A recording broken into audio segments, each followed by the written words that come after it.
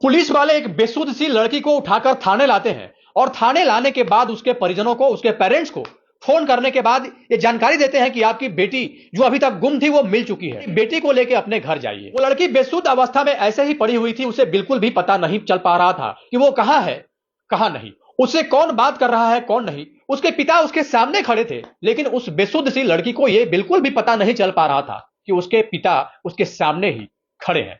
हालांकि पुलिस ने कहा इसे घर ले जाओ, आराम कराओ, अपने घर चले जाते हैं। घर ले जाने के 48 घंटे के बाद यह पता चलता है कि उनके बेटी के साथ आखिरकार हुआ क्या था। जैसे जैसे समय आगे बढ़ रहा था, वक्त आगे बढ़ रहा था, वैसे वैसे उस लड़की को कुछ कुछ बातें याद आने लगती है। दरअसल वो लड़की नशे की हालत में थी और नशे की हालत में ही उस लड़की के साथ लगभग 6 दिनों तक, कुल मिला के 144 घंटे तक सामूहिक बलात्कार जैसे घटना को अंजाम दिया गया था। 6 कैफे, 3 होटल, 23 से ज्यादा लोग उस लड़की के साथ बलात्कार जैसी शर्मनाक और दर्दनाक घटना को अंजाम दिए थे।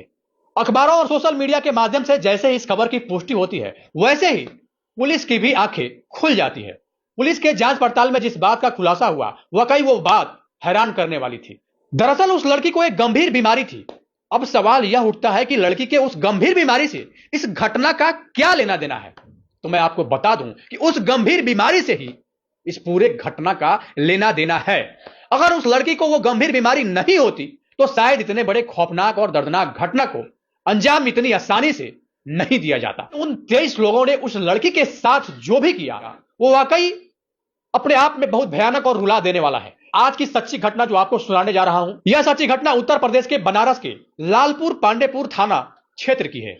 उस थाने से 4 अप्रैल 2025 को खजूरी क्षेत्र के एक निवासी जो कि पेशे से ड्राइवर है, उनके पास पुलिस कॉल करती है और कॉल करने के बाद कहती है कि आपकी बेटी मिल चुकी है, आप जल्द से जल्द थाने पहुंचिए और थाना पहुंचने के बाद अपनी बेटी को वापस आकर यहां से ले जाइए।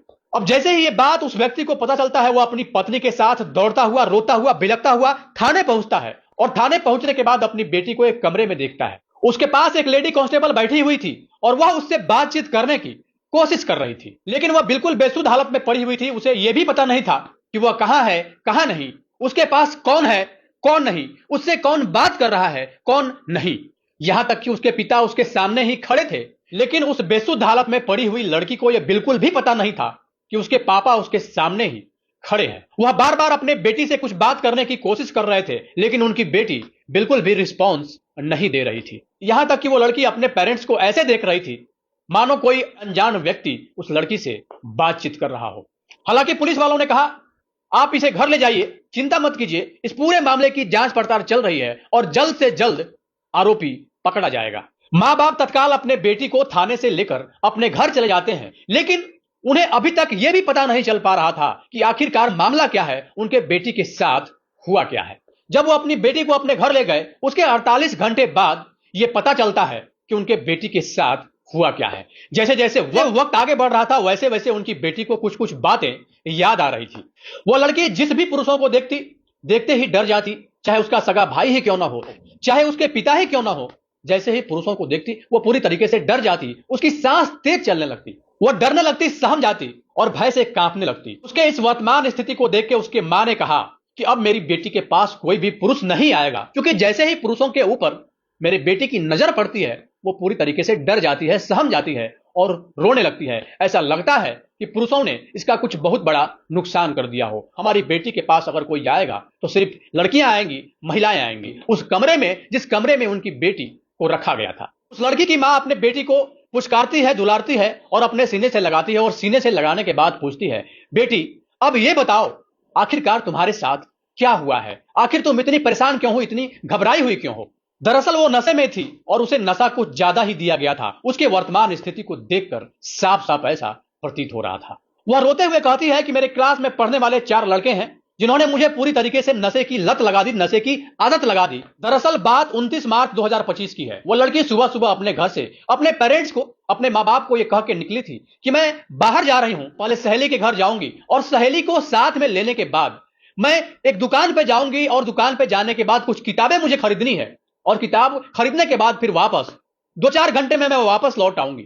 माँ बाप से इतना कहकर वह घर से निकल जाती है, लेकिन 6 घंटे के बाद भी जब वापस नहीं लौटती है तो मां की परेशानी बढ़ जाती है, चिंता बढ़ जाती है। इसके बाद वो अपने पति से कहती है कि बेटी ये कह के गई थी कि मैं बाजार जा रही हूं, 2-4 घंटे के बाद मैं वापस आ जाऊंगी, लेकिन अभी तक नहीं लौटी। मेरा मन घबरा रहा है। अब जैसे ही उसको फोन किया जाता है तो उसका फोन पूरी तरीके से स्विच ऑफ आ रहा था। बार बार कई बार अलग अलग नंबर से फोन करने की कोशिश की गई, लेकिन उसके बाद भी उसका फोन स्विच ऑफ आ रहा था, बंद ही आ रहा था। अब संपर्क करें तो करें कैसे? परिवार वाले परेशान हो जाते हैं और परेशानी की हालत में ही सीधा पहुंच जाते हैं नजदीकी पुलिस स्टेशन।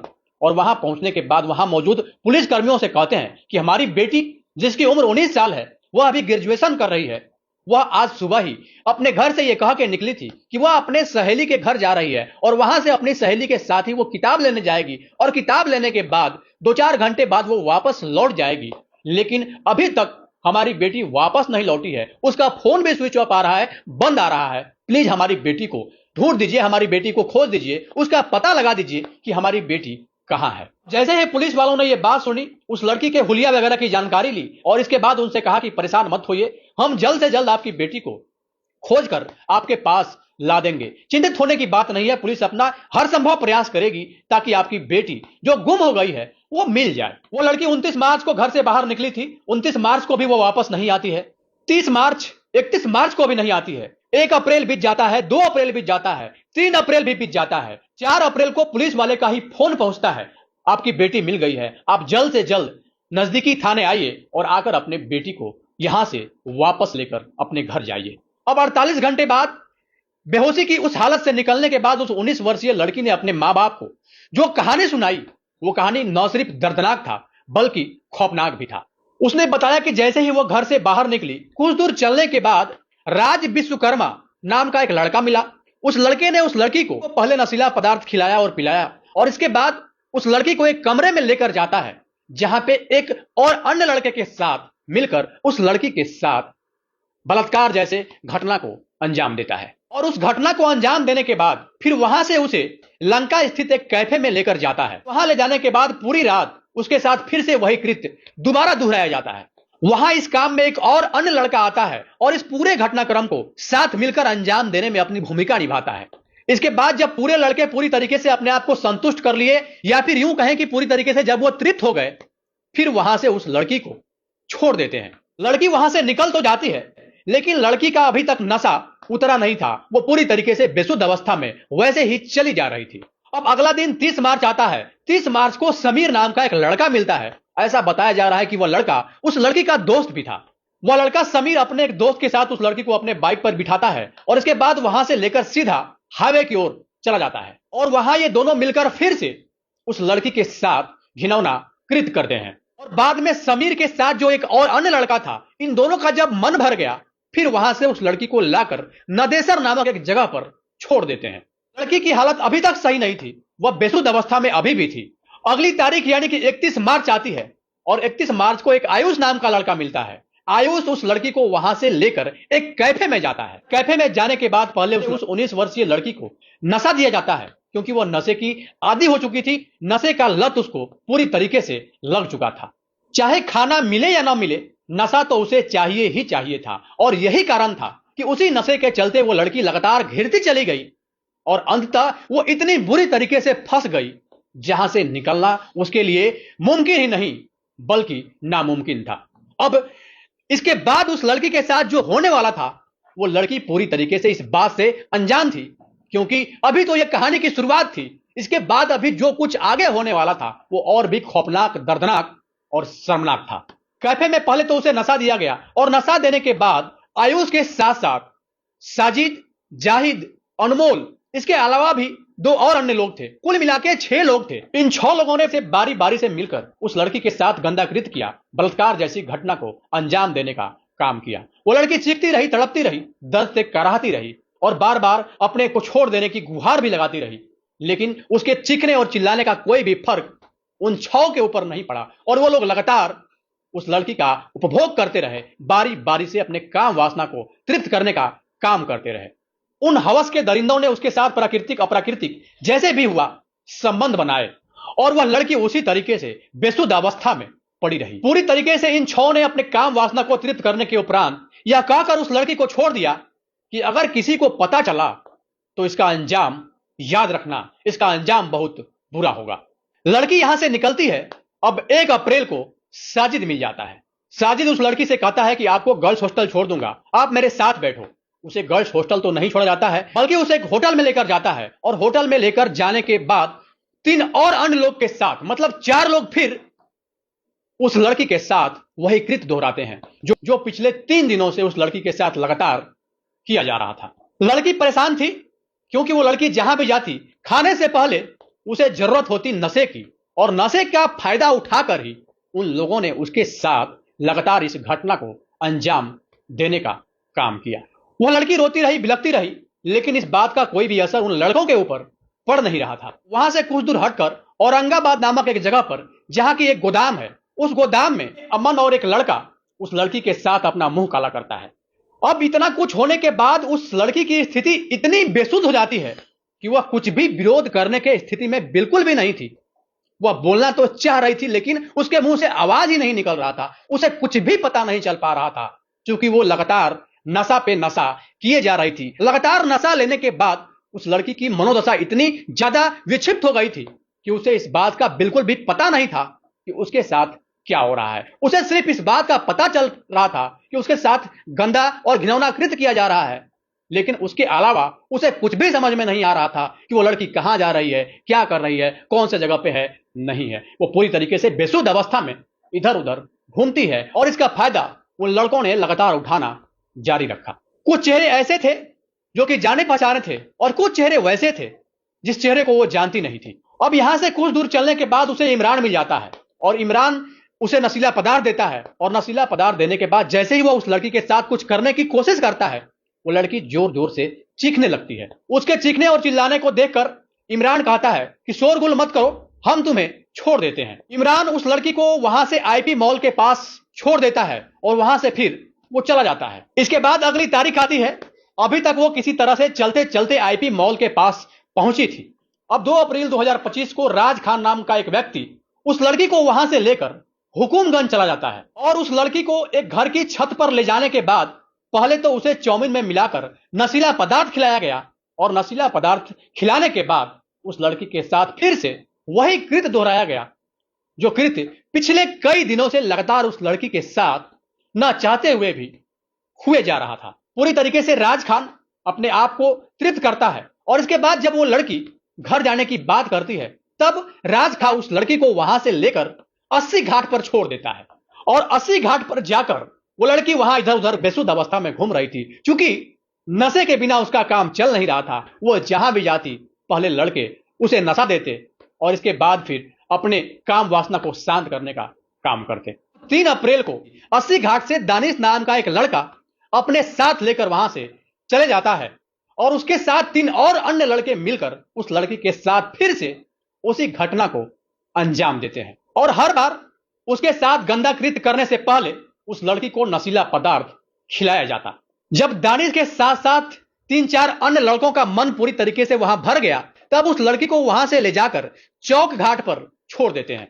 चौक घाट पर छोड़ने से पहले उन लड़कों के द्वारा यह कहा गया कि अगर इसकी जानकारी किसी को भी तुम दी तो अंजाम बहुत बुरा होगा। वो लड़की कहां किसी को कुछ बताएगी, और इधर परिजनों के रिपोर्ट के आधार पर पुलिस वाले उतनी शिद्दत, उतनी ताकत और उतनी ईमानदारी के साथ शायद उस लड़की को नहीं ढूंढ रहे थे, जितनी ईमानदारी के साथ उस लड़की को ढूंढना चाहिए था। हालांकि पुलिस वाले लड़की को ढूंढ लेते हैं, और ढूंढने के बाद परिवार वालों के हवाले कर देते हैं। और परिवार वालों के पास जैसे ही लड़की जाती है, 48 घंटे के बाद जब उस लड़की को होश आता है, तो होश आने के बाद इस पूरे घटना की जानकारी देती है, और अपने साथ जो भी अभी तक वारदात हुआ था, इस वारदात को पूरी तरीके से बयां करती है।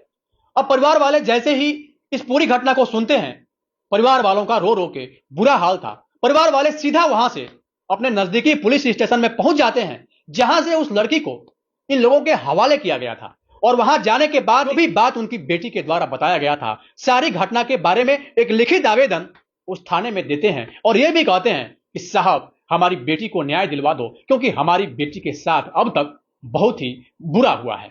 पुलिस वाले इस मामले को शुरू में टालने की कोशिश किए, लेकिन जब सोशल मीडिया और अखबारों के माध्यम से इस खबर की पुष्टि हुई, तब पुलिस महकमा इस बात को लेकर पूरी तरीके से खोजबीन प्रारंभ कर देता है। मां के शिकायत के आधार पर आखिरकार 7 अप्रैल 2025 को 23 लोगों के विरुद्ध मुकदमा दर्ज कर लिया गया, जिस 23 में 12 लोग नामजद होते हैं और 11 अज्ञात होते हैं।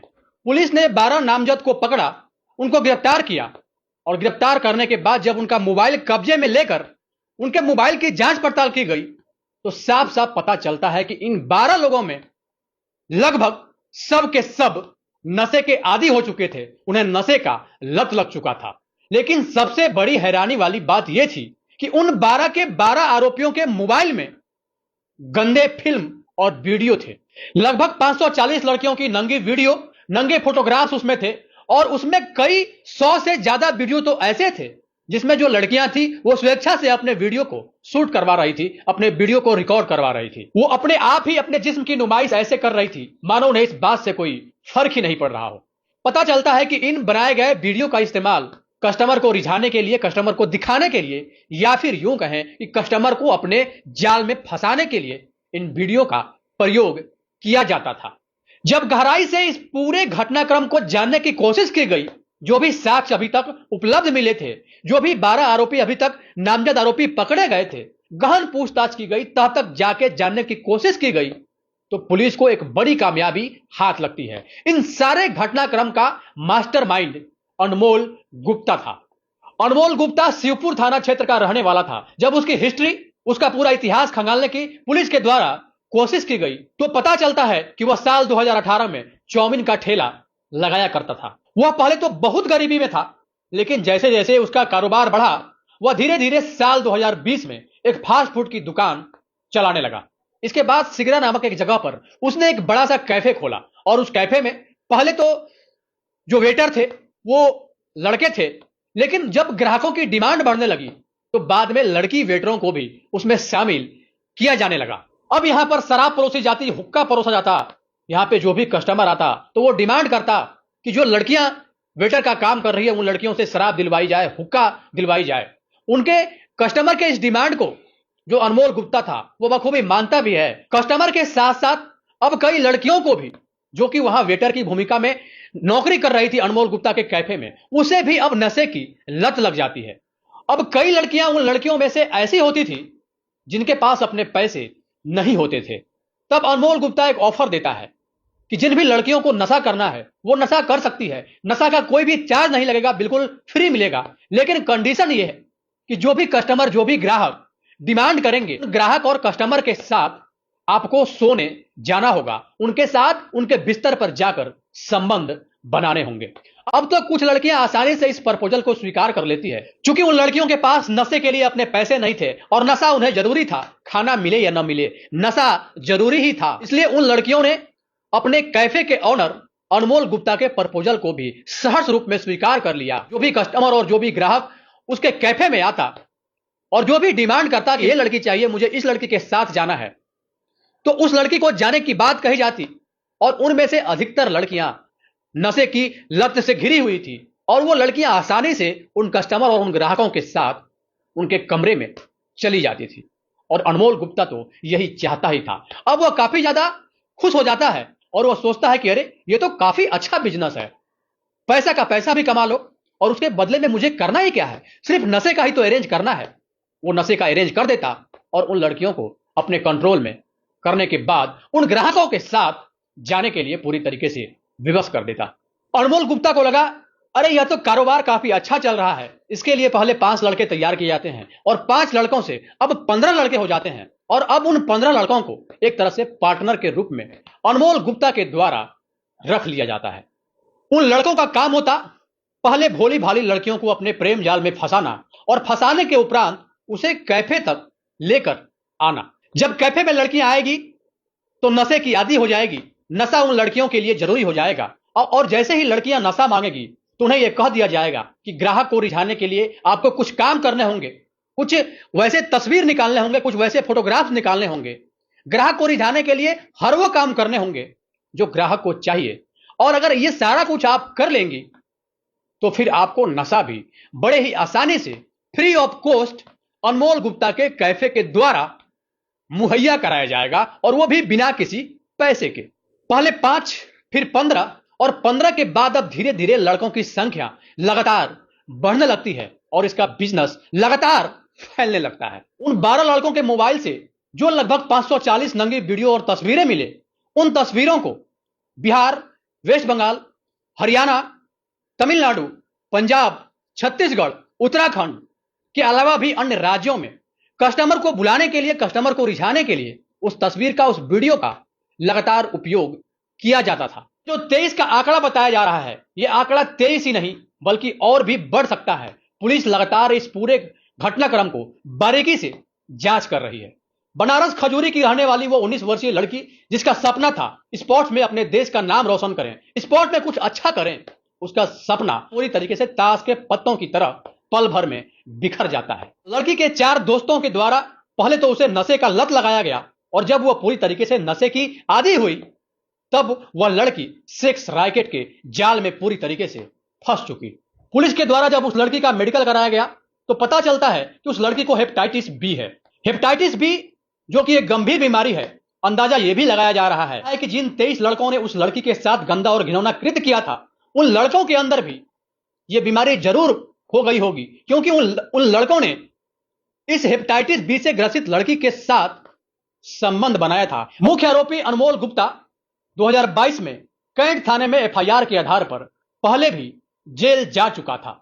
वह कुछ दिन जेल में रहा और उसके बाद फिर हाई कोर्ट से जमानत पर था। जेल जाने के बाद उसे सुधरना चाहिए था, लेकिन जेल जाने के बाद भी वह नहीं सुधरता है। जेल से बाहर निकलने के बाद अनमोल गुप्ता इस रूप को और भी बड़ा कर लेता है। अगर कानून अपना काम ईमानदारी से करे, कानून ऐसे लोगों के विरोध में सख्ती से पेश आए तो अनमोल गुप्ता जैसे लोग इस दुनिया में कभी पनप ही नहीं पाएंगे। दोस्तों, इस घटना को सुनाने का उद्देश्य किसी को परेशान करना नहीं, किसी के भावनाओं को आहत करना नहीं, किसी के अंतरात्मा को चोट पहुंचाना नहीं, बल्कि आपको सचेत करना है, आपको जागरूक करना है और कानून से यह अपील भी करनी है कि ऐसे भेड़ियों का अंत कर दिया जाए तो शायद किसी बहन बेटियों के साथ ऐसा गंदा और घिनौना कृत्य कभी नहीं होगा। बाकी इस पूरे घटनाक्रम को लेकर अपनी राय निष्पक्षता के साथ जरूर दें और यह भी बताएं कि ऐसे आरोपी को कौन सी सजा